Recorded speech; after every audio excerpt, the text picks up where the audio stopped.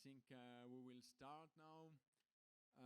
Please have a seat to enjoy this panel called Introducing Audience Design. My name is Sylvain Vaucher. I am consultant short film at Swiss Films Foundation, the promotion agency for Swiss filmmaking. And I will moderate this little panel here together with some guests. So we have the pleasure to have an audience expert with us online. It's Paul Rieth, who will give us a short introduction on the topic in a few minutes. And as well, we have a world sales representative, Inga Diev from Toronto, from Ouat Media. And we have with us two Swiss producers, Gabriela Bussmann from GoldenEggProduction in Geneva, and Olivier Zobrist from Lang Film in Frauenfeld. So, Freienstein. Entschuldigung, sorry for that. Freienstein. So, Canton Zurich. Okay. And so I shall give the floor to Paul, who is with us online. Hi, Paul. Nice to have us with you. I don't know what you are seeing, but we can see you pretty well, and the floor is yours, Paul. I have a bit of a problem to understand you, to be honest, but I would now continue with my presentation. I hope you hear me okay. It's perfectly clear for us, yes. It's perfectly clear. I don't know where perfect. The camera All is. right, and maybe for the panel we can see I was already writing Gabriela. So yeah.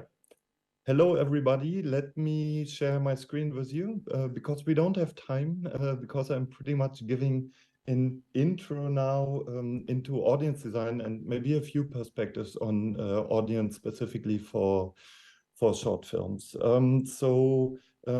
As I was just introduced, thank you very much for the invitation, and I'm really honored to be here, even though I'm just here remotely.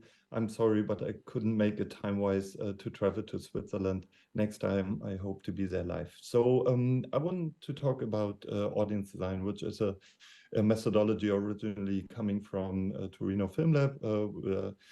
They implemented this pretty much coming from that was Lena Thiele coming from the interactive, from the game design, and Valeria Richter coming from film production. So they both came together and they said, hey, how can we implement this very agile, very modern, very interactive work methodology for the film industry?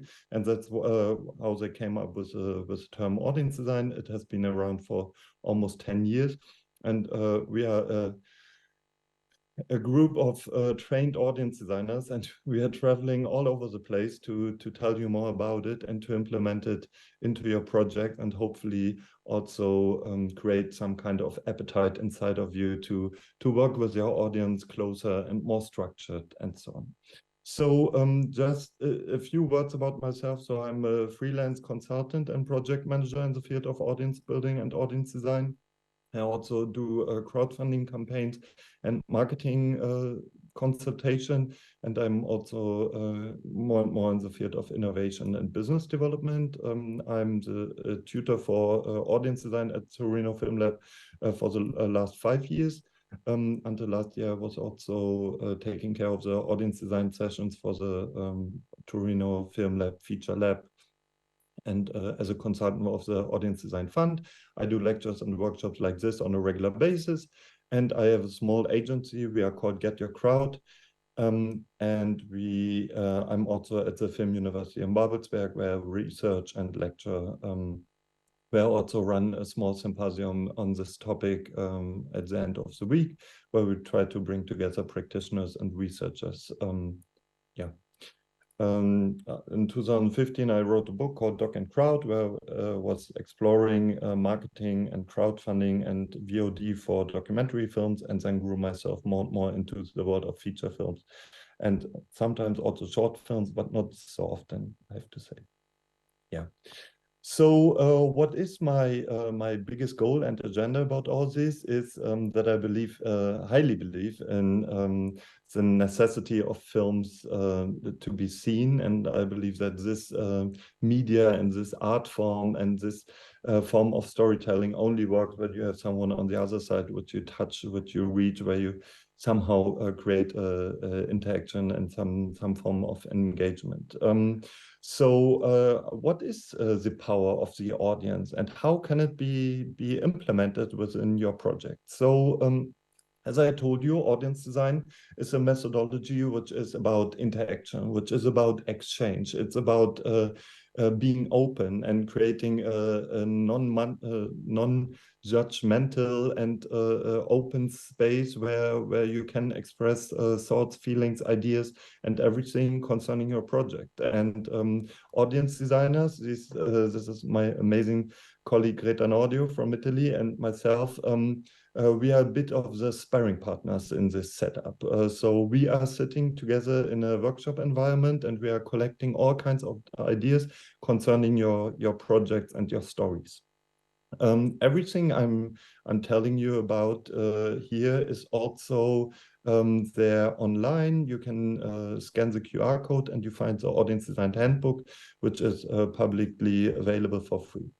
So the idea of audience design is not so complicated.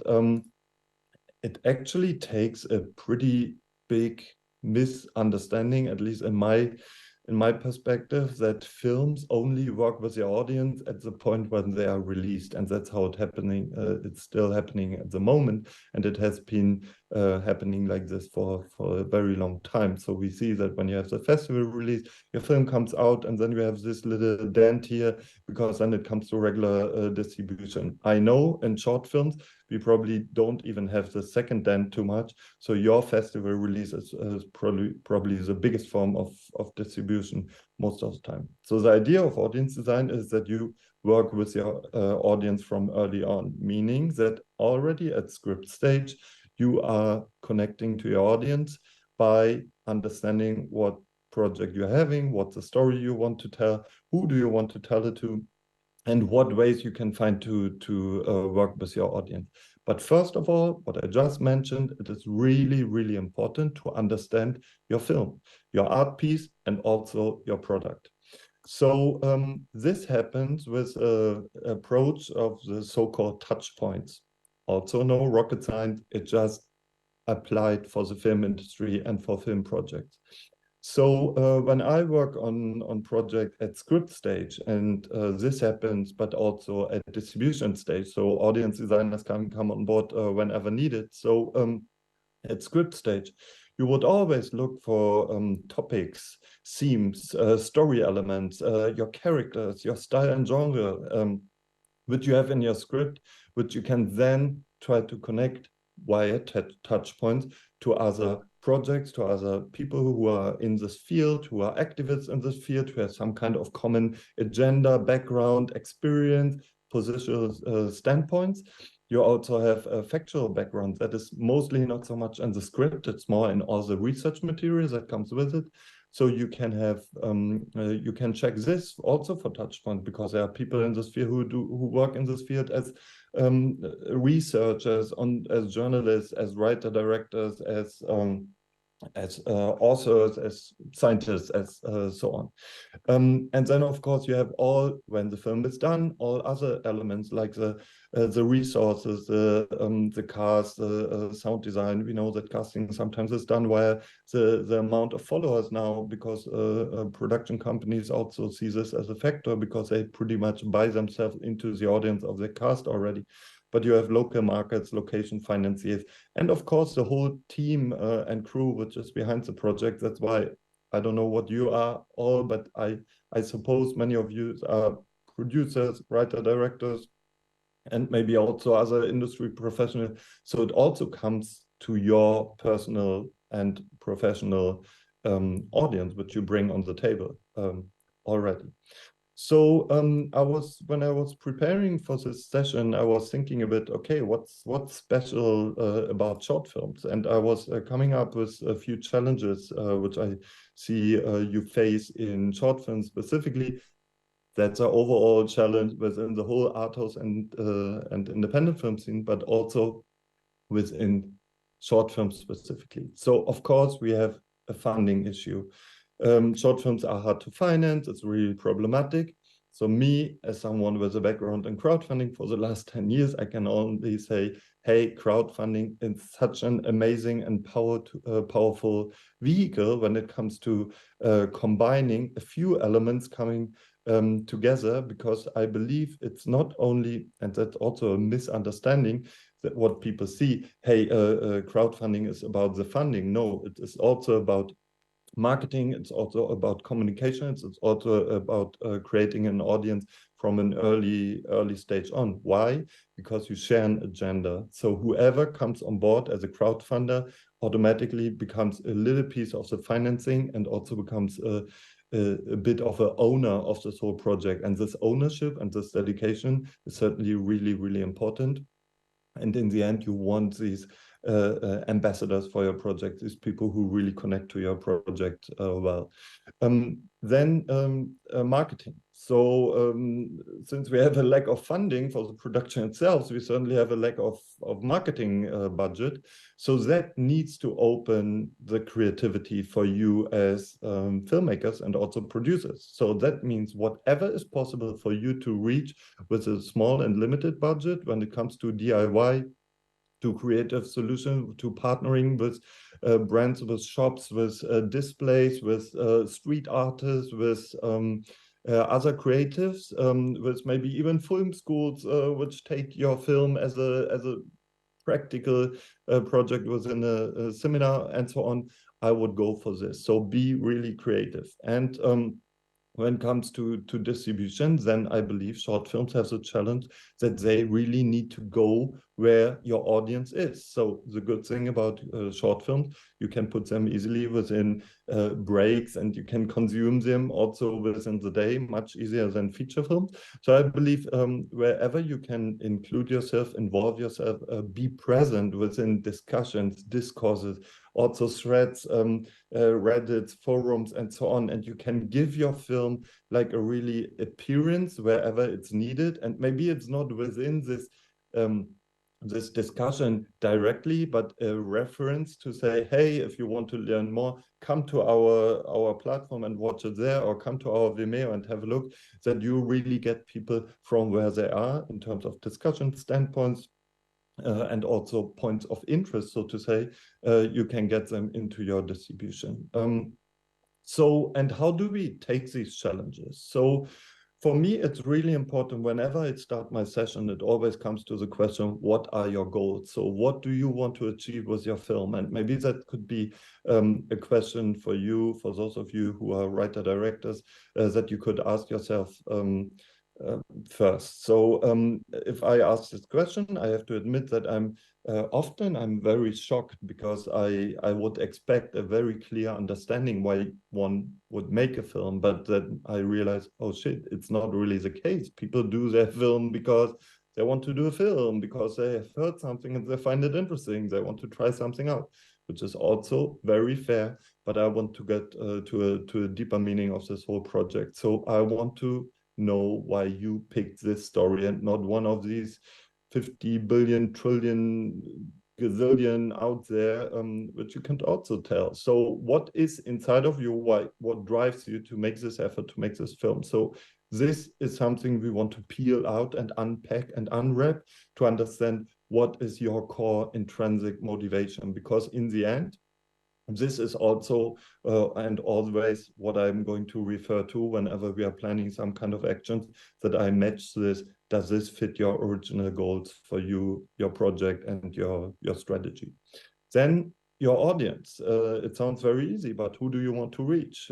Sometimes it's the answer would be, yeah, my inner circle. It's my family's friends, and so that's absolutely fine. And then it's a good way to make films, but maybe it should take a bit more to also reach more people, and that should be the big agenda and aim. So how do we do it? We do it by really asking ourselves, if I see an empty empty cinema, who do I want to have there? Is it politicians? Is it activists? Is it people who share my agenda, or is it people who don't because I want to raise awareness concerning a certain topic? Do I want to create a discourse? Who do I want to have discussing there? So the more concrete you do this, the better we can work together. So this can also be very nicely connected to the topics and themes of your project, because then we can connect those to people who are active in this field in all different manners. And then, of course, outreach and building an audience always starts from scratch, usually when you do it on by yourself. But when we are talking about collaborations with people who have an audience already, because they are aware about this topic for a longer time, they are more active, maybe they are funded because they are an organization or an NGO, or they are a business, then this can give us a lot of elevation for our project and also for our campaign within a pretty fixed moment, or a pretty fast moment. Because if I go back to this graphic here, if they don't know anything about your project at this time, it will be very hard to reach them here within this last minute activity. So if you build this audience, I can only recommend start as early as possible by, hey, we are making this film. Maybe the script is not finalized yet, but this is the direction we want to go, because I, as a filmmaker, I know what my goal is. And that's why I'm connecting to you, because we might share the goal, or we are coming from a certain direction, which is similar to each other. So, and then number 4, and I'm done in a minute, I think it should rather be a quick input. It's also about personal branding. So you as a filmmaker, I think short films are a very amazing way to also position yourself and show what you stand for. Because with the story world which you are opening within your short film, you can only already show what you try to tackle and what the story world is you are creating. So for me, it's a really nice way to define your profile. Are you a political filmmaker? Are you an artistic, a philosophical? Of course, many of you will say, "Yeah, I'm all of this." Okay, perfect, no problem. But what do you stand for? What are these specific, unique elements which you can bring on the table, also connected with you building your audience? And you can be the filmmaker speaking for a certain position, going in different fields, creating a certain way of filmmaking because you have a certain awareness policy, you have certain topics which you reach, you always tell the topics from certain standpoints, or you combine two factors with a certain way of storytelling or art form. So that's something you can also always think of. And of course, the criticism is always, hey, I don't want to be a sellout, I don't want to present myself too much. I can only say filmmaking is there to be done and seen and recognized for the audience, and you're the person behind it. And when I work with filmmakers who are very shy and who don't want to be in public, then maybe they have someone on board who builds their personal branding for them, and also, yeah, pretty much handles their social channels for them, because that doesn't need to be done by yourself, because it can be very exhausting, and it's also exhausting for myself, all this Insta and so on. Yeah, if you want to focus on your art and your filmmaking and so on, which is absolutely fine, but still have in mind that you need to connect to those who you want to reach, not only from your black box, but also appear there in the foreground a bit. Yeah, that's it. And thank you so much. And I'm very much looking forward to our discussion now. And of course, you can ask me if you have questions for now. Thank you.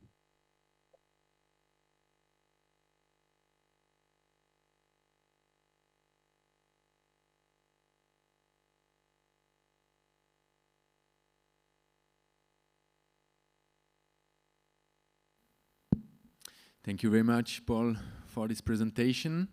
I'm back on stage now, and I am calling for my guests. So please welcome on stage Gabriela Bussmann, Olivier Zobrist, and Inga Diev.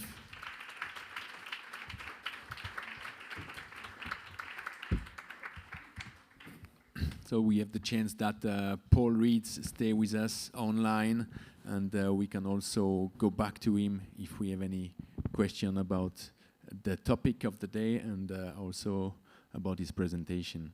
So yes, Paul just mentioned that it's really important to begin to think on the audience and the target from the very beginning of the project, from the developing. So maybe I can ask the producer first. Do you also try to have this in mind for your project, short films and features, or is it different from your perspectives? Gabriela, maybe? Yeah? Okay. Hello, everybody. Ladies first. Of course, it's always good to think about, to identify your film in an early stage of the development. It will mean to identify what kind of film will be the genre, the character of the film, the topic, and also it is, the character is feminist, character is queer, character is a social issue, with a political issue. What is the unique point of your film in comparing with another film? And then I think this is a very important point, is the benchmark.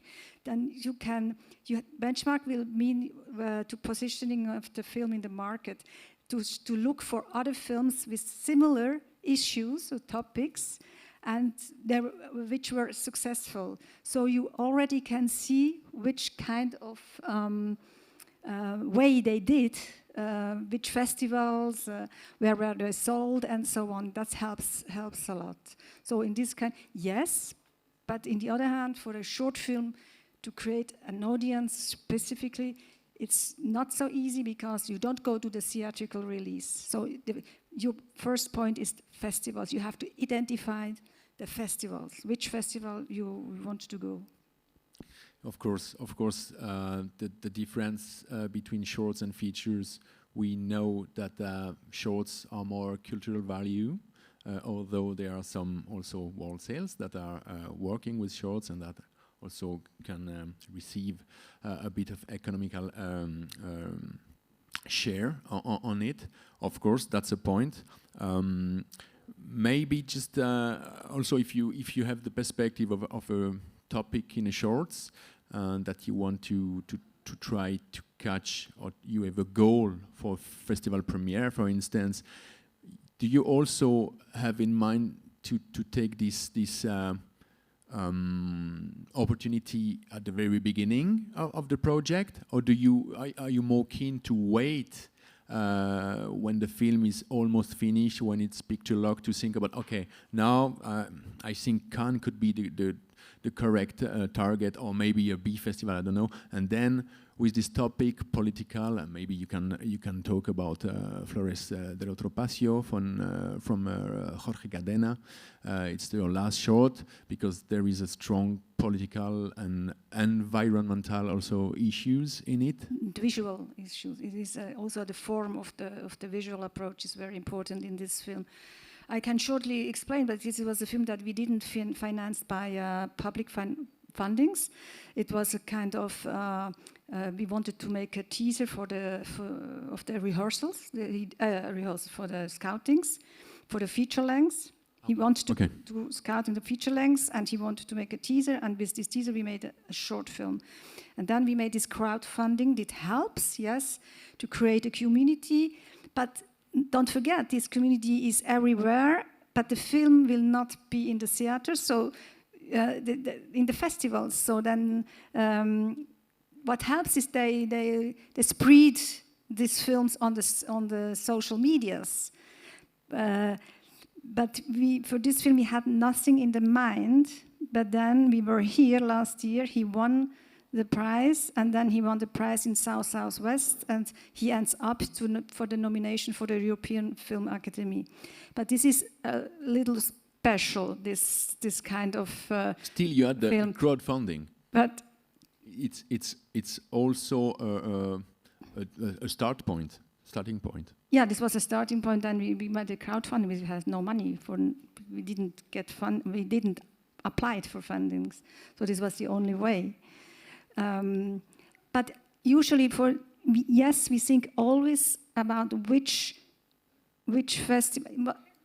We identify the film, and then we think about where we want to go. But in the end, of course, you can think about Cannes, about Venice, about Berlin. Everybody thinks about that. But when you, in the end product, and you see that, then you have maybe to say, it's better to go in maybe to Locarno, to Winterthur, to short film festivals. It's better for the film. And you have to keep realistic. Yes, of course. Of course. Yes, Olivier. I just wanted to add something also for like the question is, when do you think about audience and when do you reach out for an audience? And I think this is two completely different questions. Of course, you should think of your audience, as you said. And I also think for a short, we think rather of a B2B audience. Like the first audience is we go to programmers, we go to sales. So that's my first audience I think of. And this is good to think also in the beginning. The thing is, like we're talking about art house films, shorts or feature, not like mainstream films.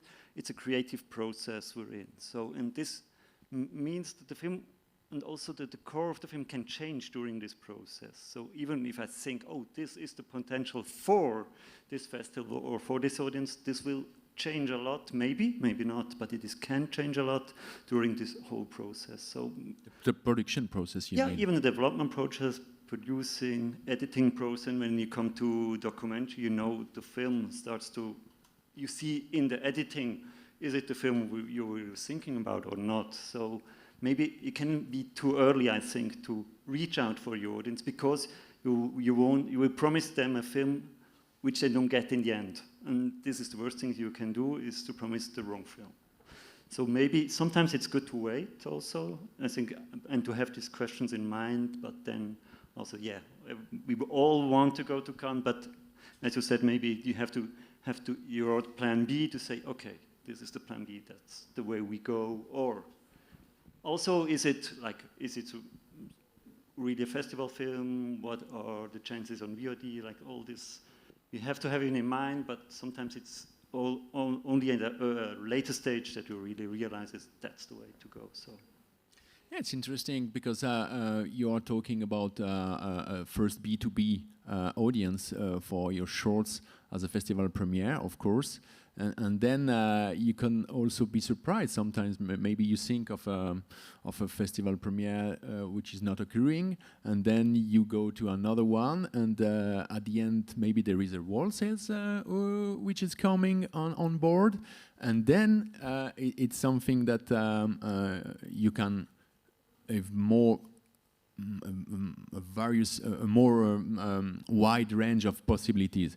And sometimes also the wall sales is on board from the very early stage. So maybe you can tell us about that, Inga, between the projects which are sent to you when they are finished and the project which are coming to you at the very early stage, and you can go on board sometimes or not. Maybe you will say. So first thing I'd like to address right away, and maybe that could be one takeaway for you if you're a filmmaker, producer, director, is if you're looking to access market, if you're looking to work with a sales agent, it's good to start thinking about it right before your festival premiere or shortly after. So not wait until you're done with your festival journey to have that conversation with the sales agent. What I want to share about What Media, so we're a wholly owned subsidiary of an independent Canadian media group, Channel Zero. To put it in simple words, we're a business. So we're fully for profit, we don't rely on any government grants. So our catalog, other than consisting of fantastic films that screened at A-list film festivals, we have here at Winterthur 6 short film salons across all programs. It's also a catalog that we hope to monetize. So that we're taking it to the market, that we're pitching to a variety of broadcasters, streamers, in-flight clients.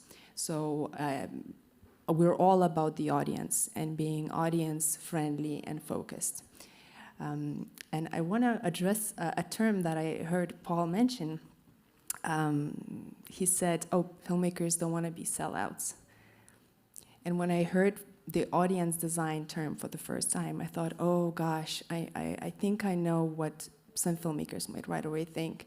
They'll think, oh, no. Is this an equivalent of an algorithm where, you know, some side of a machine is going to spit out a list of things that I'm supposed to do and tell me what kind of script I'm supposed to write and who I'm supposed to cast, and there'll be no space at all for any kind of risk or any kind of creativity. And, well, Paul, maybe correct me if I misunderstood it, but the way I see this is a tool for collaboration, a tool that can empower you as a filmmaker.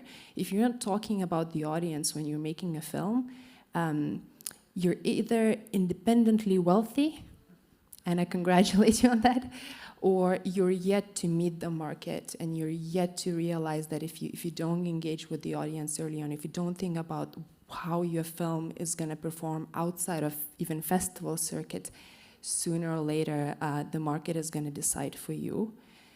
So I'll use a very specific example, like being audience friendly, or you being using audience design as a tool can be as simple as realizing, wait a second, do I want my short film to be seen by audiences in different territories worldwide? If that's the case, when I work on my deliverables, can I prepare for versioning of the film in different languages?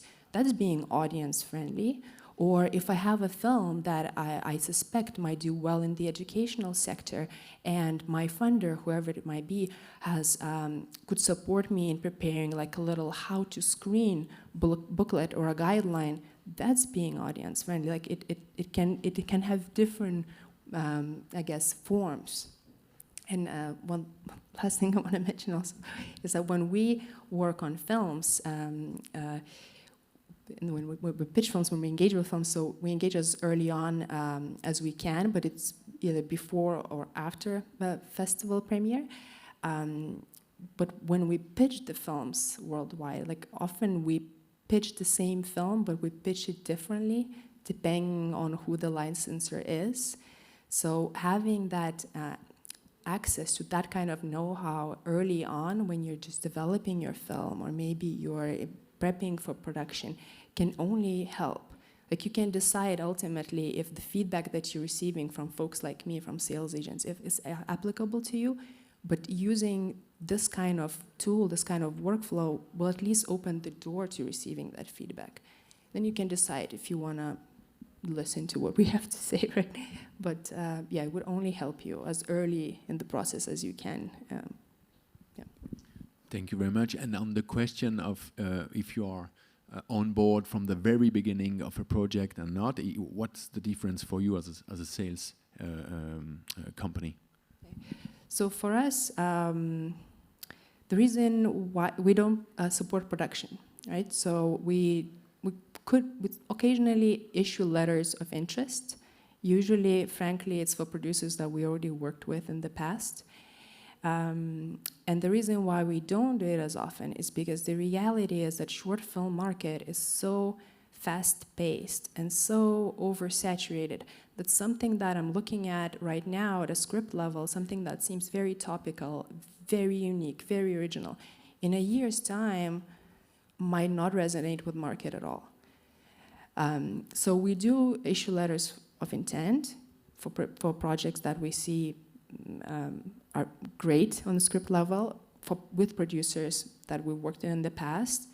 But beyond that, we only look at films that reach us after the festival premiere, shortly before. Or just before. Yeah. What we do issue a lot of is letters of support. So that means that after we've done work on the film and it's been, I don't know, Netflix, Criterion, HBO, you name it, the long list of licensors that may have picked up the film, then those kind of letters we issue a lot of, because then the producers would take it to the funders for their next project. Yeah.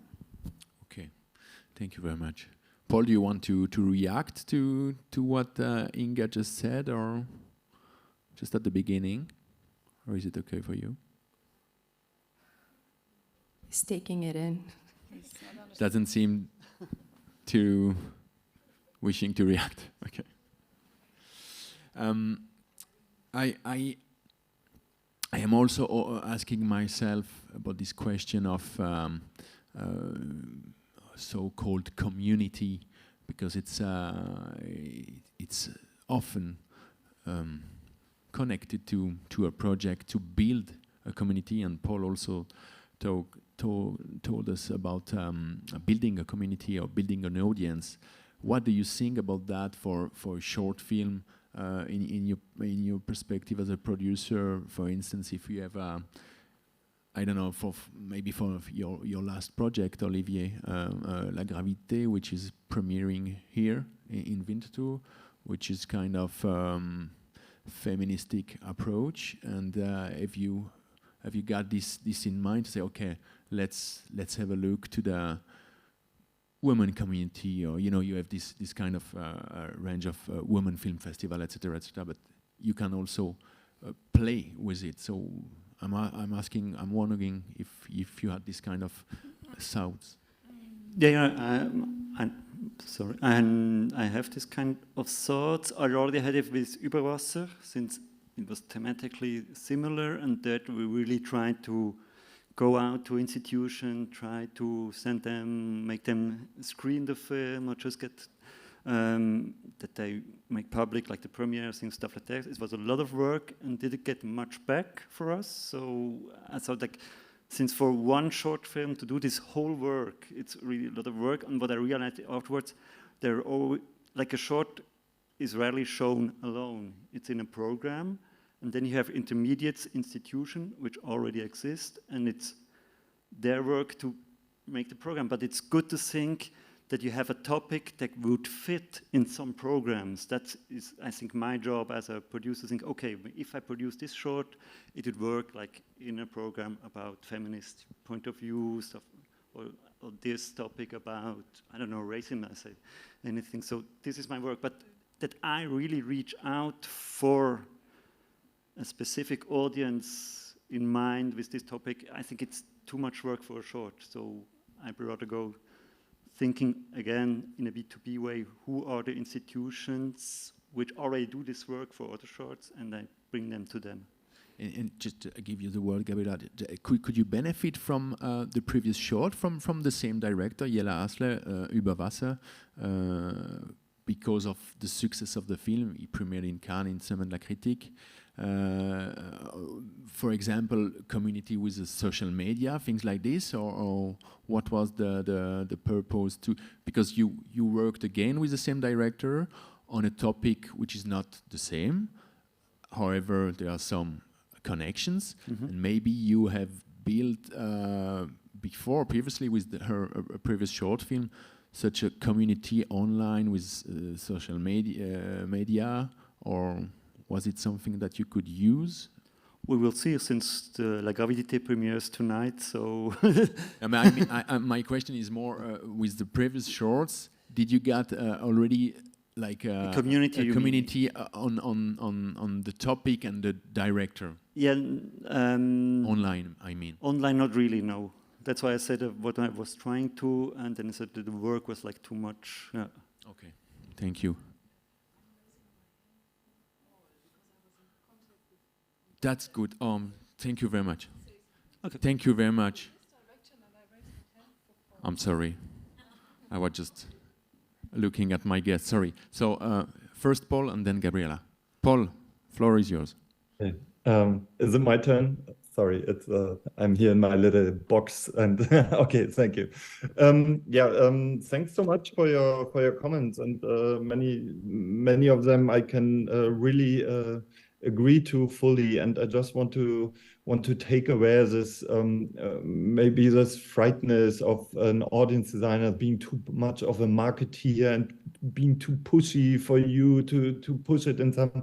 We are sparring partners and we are on your side. That's why I only take your North Star, your goals as a North Star. What do you want to achieve? And then we are working on your behalf. We are your partners. We are on your side, and our roles can certainly shift also at script development. We can also become script doctors, and we can help you shift your story in the direction you want when it comes to actually releasing the film, we are more the marketeers, and we also help you with printing and stickering and so on. So it's our range is really wide. And in the end, what we also do is we also take a certain work off the word sales, or at least we want to do sparring also with the word sales on board, because they definitely understand what we are doing and why we are necessary, because usually they don't have the resources. So it is also for you as directors and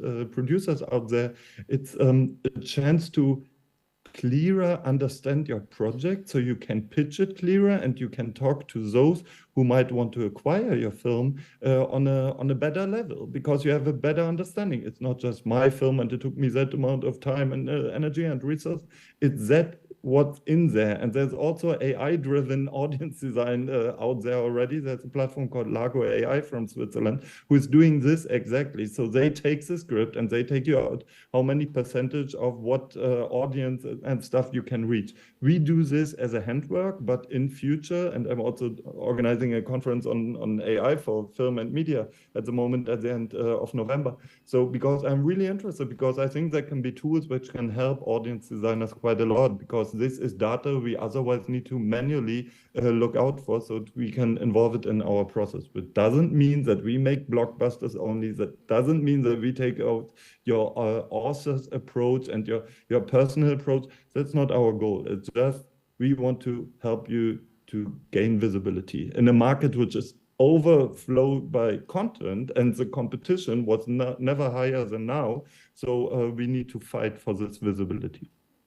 Thank you. That's my 2 cents or 5. Thank you very much, Paul. Gabriela? I just wanted to add to something about your question to Olivier. I think the chance of a short film is that you have really different lives of the film. You know, you have this AA festival that we mentioned, Cannes and company, but then you have the other ones with also the short film festivals. They are also important.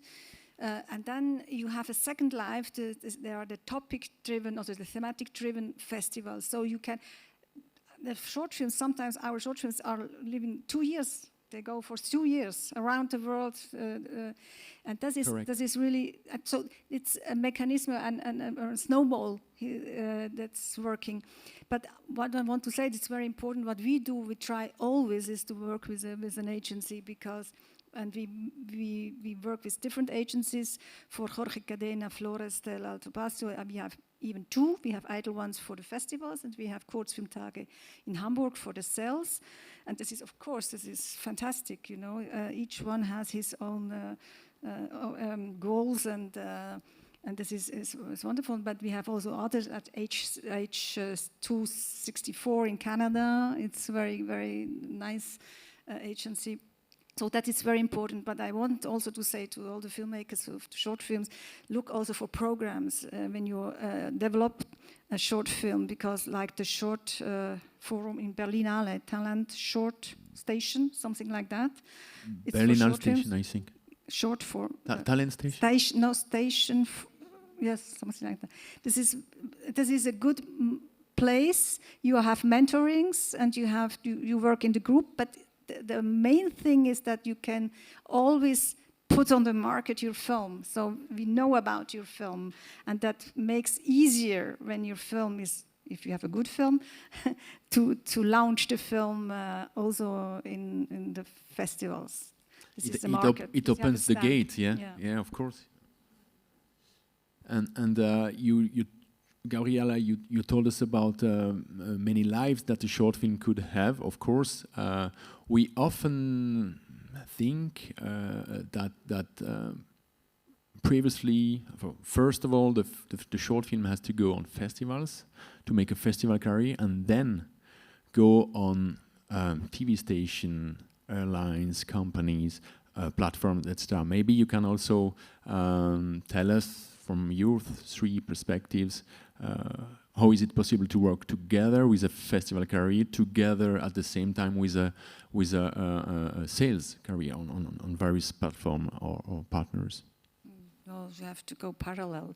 Parallel. Can't wait a year for a short film, so you go to the TV station, and the platforms are very important also. But there's nothing exclusive today for short films, so No, but really there is a shift, I think, because 15 years ago it was really like you go first festival and then you go on TV because there are the Oscar things and all. First, pre-streaming. I mean, yes, you launch the film on a festival, but then very quickly you can go to the platforms and to sell for TV station. And no, today the time is so short, you know. And if they are not exclusive, of course, because if the platform are exclusive, maybe you can say 2 or 3 things about that, Inga. It could be complicated. I think it would be helpful if you thought about it from the perspective of a licensor, and I used to wear a hat of a licensor. If you, for example, programming for a broadcaster like I used to do, so there's a seeing film and realizing that it works for your target audience, and that's another thing that's irrelevant what I like or don't like as a licensor. I also know what my mandate is, what my TA, target audience is, and I take that into account. And then there's a process of actually acquiring it. So triggering the whole machine of, releasing the one-pager or, getting the deliverables in. Or maybe there's a committee that you have to first bring the pitch to internally and they then decide. So we work with some licensors who might say yes to the film in September, and then the actual acquisition would happen maybe a half a year or a year after, and then the film would hit the broadcast half a year after that. So at that point, we're talking a year and a half after we've originally pitched it to you. So something to be mindful of. But on the other hand, there's also other type of licensors who are all about what's current, what's trending. If there's a Venice Film Festival happening right now, I want to do a programming block about Venice, ideally with a title or 2 that are premiering there. So that's a different type of urgency and workflow. So really the range is quite vast, but definitely I struggle to think of an established licensor in the market at the moment who would wait 2-3 years and would be interested in a film that got a festival premiere 2 years ago. Maybe if they're working on a specific thematic release, sure, or frankly, they're a licensor who doesn't have that much of a budget, so they'll take what they can get at a price point that they're offering. And one other thing I want to mention, maybe from my own background, is just give you a glimpse to maybe some of you who've never worked in a broadcasting environment, how my day used to start when I worked at a scheduling department. So, and I just confirmed it with my international colleague that it's the same for her. You start a day a bit later, depending on when the ratings come in. So you set it by your email, the ratings come in, you take a look at what you programmed and scheduled, performed the day before, and then you meet with the other departments and you discuss, well, how did the content perform? Do we now blow up the schedule altogether and repiece everything? How do we make sure that we amortize the catalog efficiently? Let's call up our colleagues from the acquisitions department, tell them, acquire less of this and more of that. So that's why something that Paul mentioned, right, that algorithm, AI spitting out information about the percentage and what the audience is going to look like, this is the reason why, because this is how, in many ways, market is seeing films, watching films, judging films. Of course, there's some risk takers, and there's that too, but a lot of it is informed by what the audience liked, what they're looking for, how quickly they navigated away from your stream, or how long they stayed on the stream. It's all audience-driven.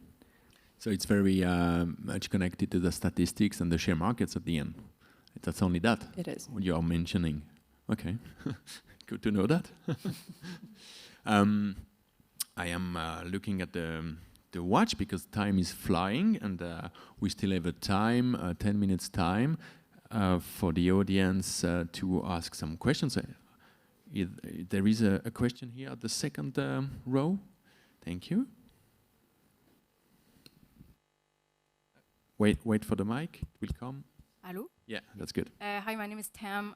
I'm a distributor from Montreal, from Traveling Distribution, and I just want to say I agree with everyone with what you're saying, in the sense that I'm very pessimistic about the well, I mean, I personally love audience design, but I feel like it's kind of a waste of time to do it in an industry that is, for now, like very B2B. Because like, yeah, beyond the festivals and the well, TV, it's like the audience is kind of limited, and like at the moment where I see it can be, where it could be worth it is when you're doing an awards campaign for the Oscars, for example, because now you have a specific goal in mind, and there's this, well, promise or desire to reach a bigger audience. And when that arrives, and like when a film is eligible for the Oscars, then it gets really exciting for us, because that's when we really started to think about brand identity. And it's like this exercise, it's, again, I think it's like not being a sellout, but it's really giving a whole life to your film. So talking about just digging deeper in, yeah, like what the questions that Paul raised, but also doing fun exercises like, you know, like what is your film, and like it can be really stupid at like, oh, if my film was like a zodiac sign, what would it be? And then you can really set the tone for like your social media and stuff. So I think it's a creative exercise that is very fun, and can, like in our experience, was really successful in reaching that audience that we wanted to reach, especially the niche audiences. And then also I wanted to talk about audience design is also about discoverability. And again, discoverability is not just about SEO and these really geeky terms, but it's just about like, how do people find my films? And it can be in a very organic way. Yes, there's like Google SEO, but it's like how to make sure that people can reach out to me, if like, or yeah, people can find information about my film. So that's something that's also interesting to think about when you do audience design, I think. Thank you. You were fast for me, but I have understood a lot of things. Of course, award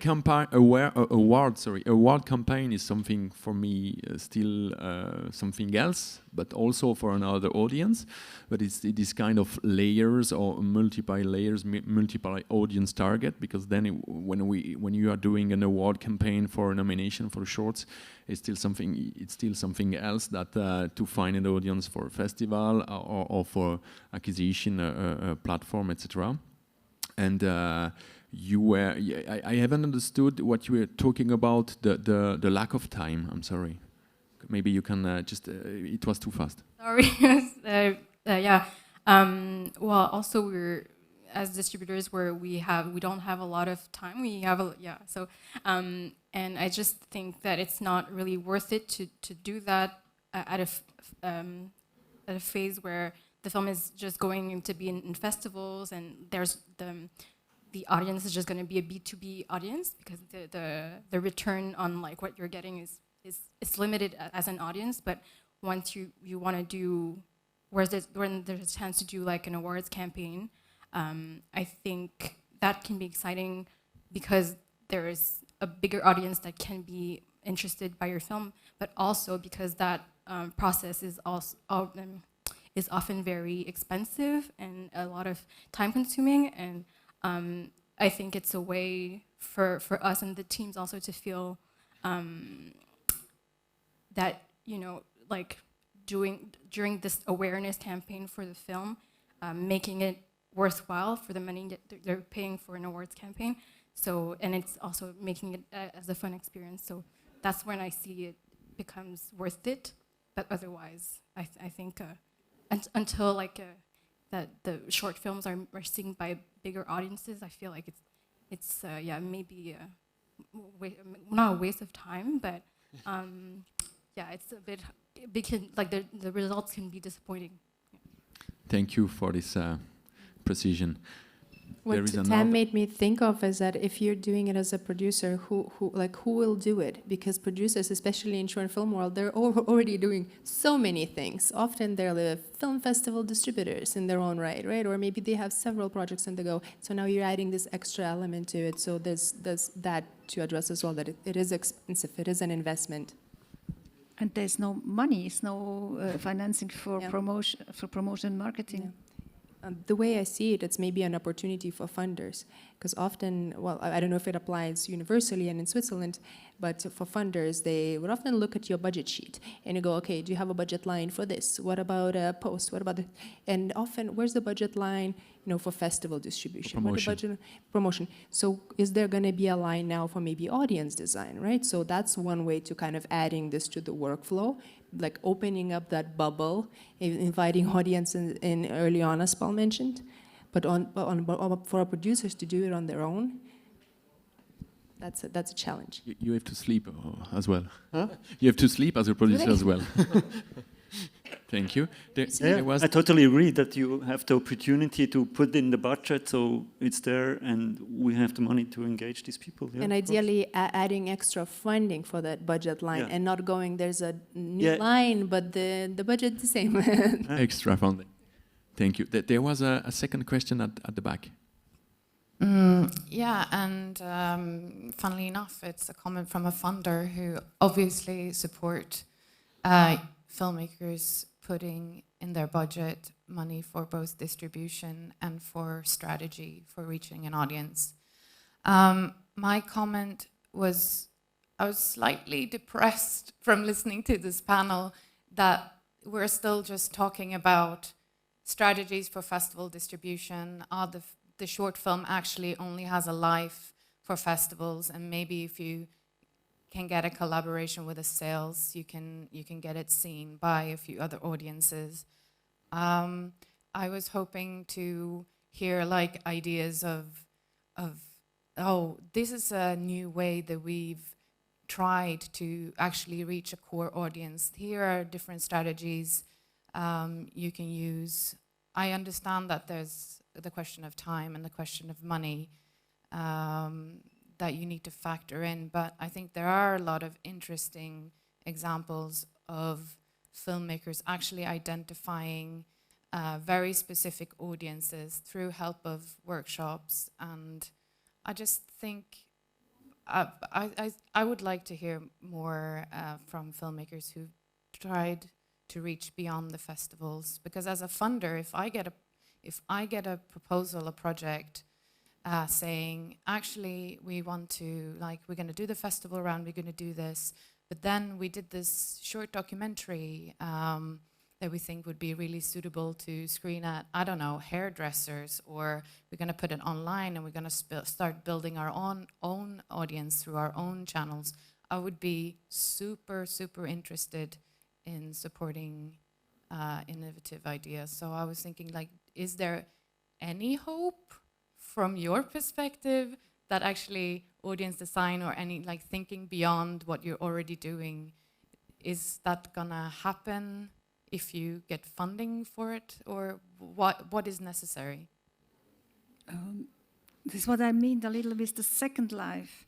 There are many different kinds of possibilities. There's festivals, but it's also organization, association. They're asking for the film because this is more topic-driven. So there are also events like La Nuit des Shorts in Switzerland. I don't know in the other countries really, but there are many, many things. But these people comes to the film thanks to the festival, to the he had they know that because they are visiting festivals, they see these films and they say, oh, I can use this film for my community to bring them to make an evening with some films about this topic.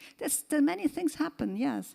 But then the people comes to us, also to the agency, because it's we can do that so long and campaign and organize that, but that's why the festivals are so important.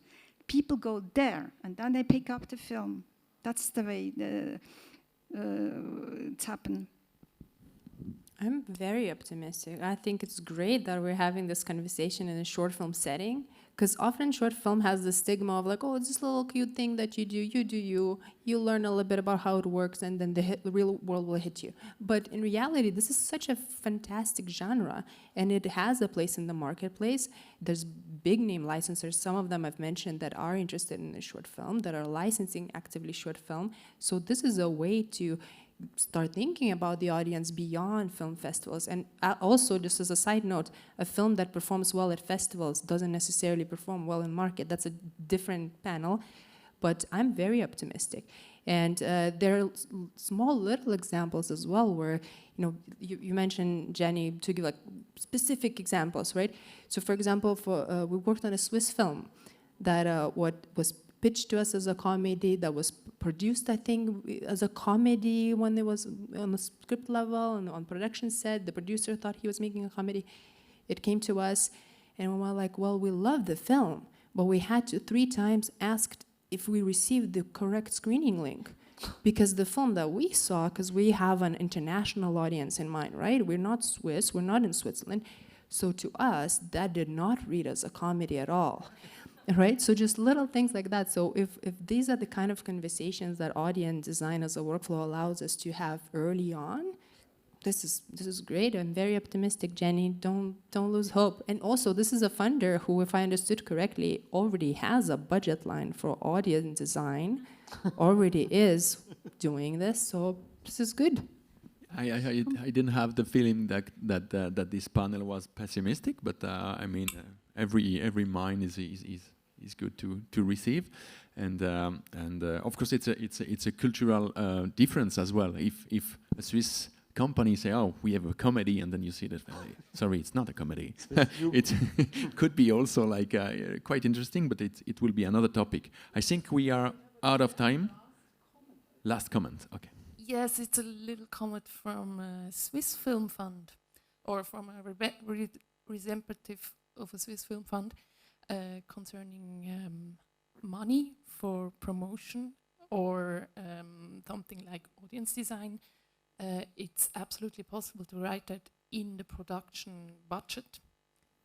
We would accept this as a Zurich Film Fund, and I'm pretty sure that also our other colleagues from film funds in Swiss would accept this. You're on the record, so now all filmmakers know.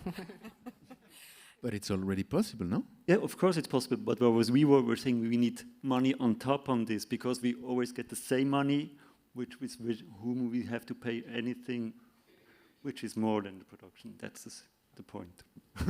I'm sorry to interrupt, because I see that Paul wants to say something. He raised his hand, so maybe he can. He will conclude. And then you can. He will conclude, because Paul, it's up to you. Okay, I'm really happy about this discussion. Even I'm a bit far away, and I would love to be in the middle of it also to continue afterwards. Maybe we find a way. That we are talking about feasibility, that we are talking about financing, because I know it puts a lot of extra duties and also extra skills, so to say, on the table of a writer, director, and also producer. And I think that's too much, because it's probably already too much, all the work anyways. But what I can, because I want to quote that it said somewhere in the industry thing, leave your bubble. Like under this topic, we have it all going here a bit. I think what we need to leave is our B2B bubble, where we also feel really happy, and also, yeah, we can also address a lot of positive things and compliment each other. But in the end, we didn't reach any one of our actual audience, those who we want to reach out and give a new perspective on things. So maybe you can also take this as a bit as an experiment to say, okay, I want to reach this audience, so maybe you switch sides a bit, because in this film festival circuit, everyone has a film. You can talk to your neighbor now on the seat. Hey, what are you working on? Hey, I have a short film here, and all that.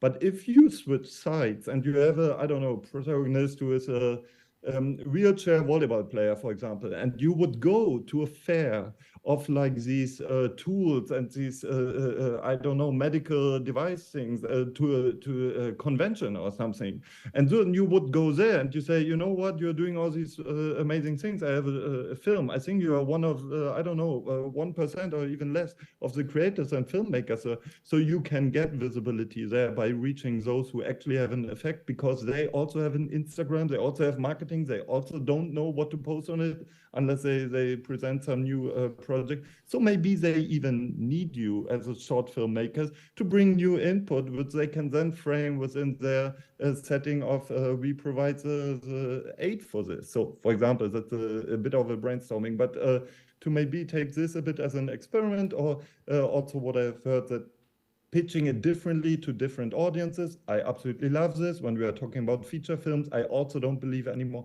that there's only one trailer for a film. I think we are in a time where you need 5 or 10 for different audiences, where you peel out and you highlight the different aspects of a film for different audiences. Because I believe what we are seeing now is a very general, one-directional addressing, and that needs to be more individualized in the future. And whoever is interested in the conversation about making audience design feasible for your project and so on, I'm happy to be part of this discussion. And I also want to let you know that this discussion is happening. So we are also talking to funders and so on, how we can implement this more.